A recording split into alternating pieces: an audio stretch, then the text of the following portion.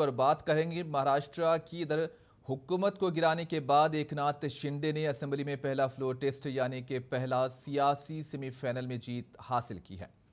BJP के राहुल नार्वेकर को assembly का नया स्पीकर मुंतखब किया गया। बीजेपी उम्मीदवार को 164 से ज्यादा वोट मिले, जबकि शिवसेना के राजन साल्वी को 107 वोट मिले हैं।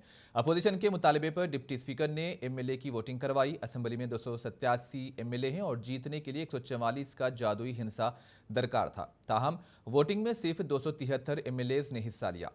समाजवादी पार्टी के एमएलए अबू आसिम आजमी ने स्पीकर के इंतखाब का बाइकॉट किया।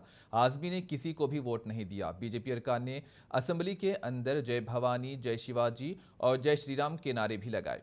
स्पीकर के इंतखाब पर एनसीपी के जयंत पाटिल ने कहा कि हम बहुत पहले से स्पीकर के इंतखाब का मुतालबा कर रहे थे, लेकिन अब समझ आया कि अब तक इलेक्शन क्यों नहीं हुए।